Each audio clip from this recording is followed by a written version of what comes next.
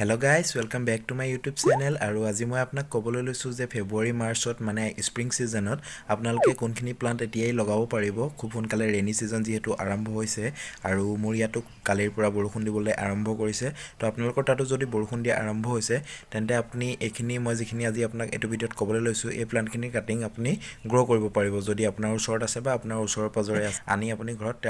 হেতু প্লান্টৰ cutting grow কৰিব পাৰিব সো গাইস দেৰি নকৰাকৈ আজি ভিডিঅ'টো আৰম্ভ কৰো আৰু আশা কৰো আপোনালোকে ভিডিঅ'টো স্কিপ নকৰাকৈ শেষলৈকে চাব তো আপোনালোকৰ ওচৰত ইয়াৰ ভিতৰত যোনটো প্লান্ট আছে তো আপোনালোকে হেতু প্লান্টৰ কাটিং গ্ৰো কৰিব পাৰিব ঘৰত তো বন্ধুসকল মই আপোনাক আজিৰ যিখিনি প্লান্ট কম সেই গুটেখিনি প্লান্ট আপোনালোকে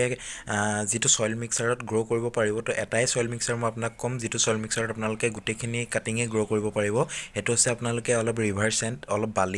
বালি লৈ লব আৰু তাত অলপ মানে 30% মান আপোনালোকে কোকোপিট মিক্স কৰি যিকোনো টাবত বা আপোনালোকে মাটিটো এনেদৰে তো ইটা দি এনেকে বেৰি লৈ আপোনালোকে তাক আপোনালোকে বালিৰে ফিল আপ কৰি তাতো আপোনালোকে গ্ৰো কৰিব পাৰিব বা যিকোনো আপোনালোকে কন্টেইনাৰত বালি আৰু কোকোপিট মিক্স কৰি ভৰাই লওক 70%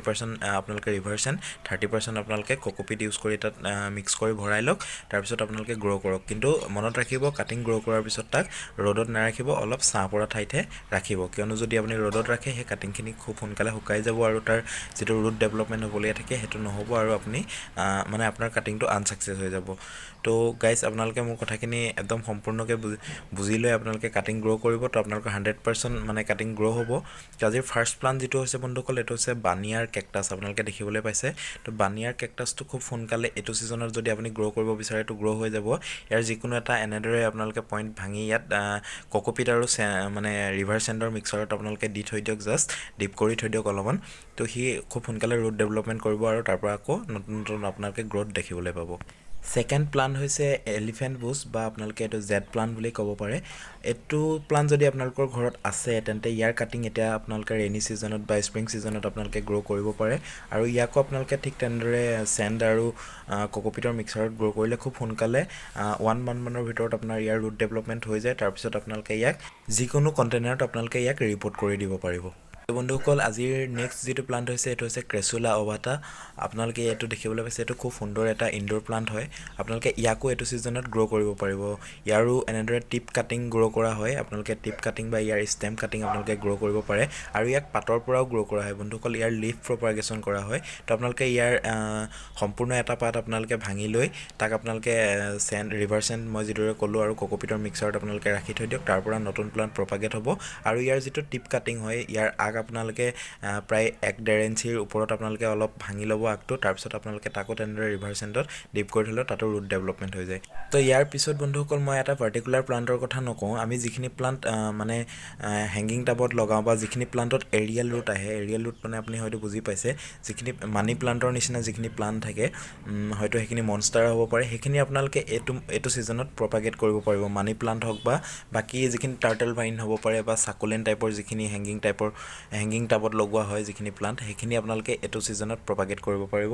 আৰু ইয়াৰ উপৰি মই যেটো ভিডিঅ'ৰ আগতে মই আপোনাক দেখুৱাইছিলো ফক্সটেল ফ্লাৱাৰ তো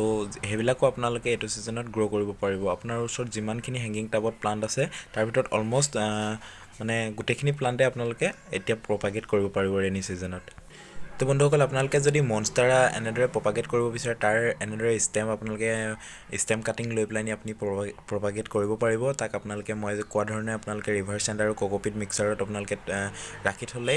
জাস্ট ওপৰত আপোনালোকে থৈ দিলে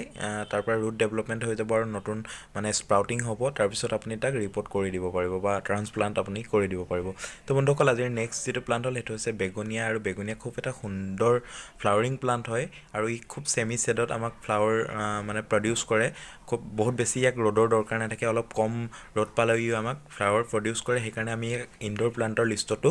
মানে ৰাখিব পাৰো তো বন্ধুসকল বেগনিয়া যদি আপুনি প্ৰপাগেট কৰিব বিচাৰে তাৰ ইয়াৰ ষ্টেম কাটিংৰ পৰা প্ৰপাগেট কৰা হয় বেগনিয়া তো আপুনি ইয়াৰ ষ্টেম কাটিং যিকোনো ভেৰাইটিৰ আপুনি ষ্টেম কাটিং লৈ ল'ব পাৰে তাক আপুনি মই কোৱা ধৰণে ৰিভাৰ সেন্ড আৰু কোকোপিট মিক্সাৰত ৰাখি থৈ দিয়ক তো হি খুব সোনকালে ৰুট ডেভেলপমেন্ট হ'ব আৰু নতুন নতুন যেতিয়া আপুনি স্প্ৰাউটিং দেখিব তাক আপুনি ট্ৰান্সপ্লান্ট কৰি দিব পাৰিব বন্ধুসকল নেক্সট যেটো প্লান্ট হ'ল এটো হৈছে ফিটোনিয়াৰো যথেষ্ট ভেৰাইটি মাৰ্কেটত এভেইলেবল আছে আপোনাৰ ওচৰত থকা যিকোনো ফিটনিয়াৰ ভেৰাইটি আপোনালোকে স্প্ৰিং ছিজনত যদি প্ৰপাগেট কৰিব বিচাৰে তেন্তে তাক প্ৰপাগেট কৰিব পাৰে কিন্তু মনত ৰাখিব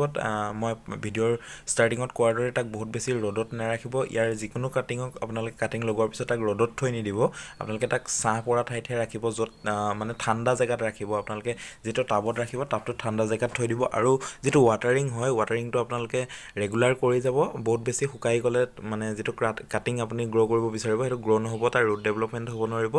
ইয়াৰ পিছত বন্ধুসকল আপোনালোকে ৰেইনি ছিজনত অলমষ্ট বহুতখিনি প্লাণ্টে প্ৰপাগেট কৰিব পাৰে মই পিছতো আপোনালোকক দি দিম যে ৰেইনি ছিজনত আৰু কি প্লাণ্ট আপোনালোকে প্ৰপাগেট কৰিব পাৰিব কিন্তু আপোনালোকে ষ্টাৰ্টিঙত এতিয়া ফেব্ৰুৱাৰী মাৰ্চত এইখিনি প্লাণ্ট আপোনালোকে যদি ইচ্ছা কৰে প্ৰপাগেট কৰিব পাৰে তো বন্ধুসকল যদি ভিডিঅ'টো ভাল পালে তেন্তে প্লিজ লাইক কমেণ্ট আৰু শ্বেয়াৰ কৰিবলৈ নাপাহৰিব আৰু যদি মোৰ চেনেলত নতুন হয় তেন্তে প্লিজ ছাবস্ক্ৰাইব কৰি ল'ব কিয়নো এনেকুৱা গাৰ্ডেনিং ৰিলেটেড ভিডিঅ' মই এইটো চেনেলত ৰেগুলাৰ আপলোড কৰি থাকোঁ চ' গাইজ আজিলে বাই বাই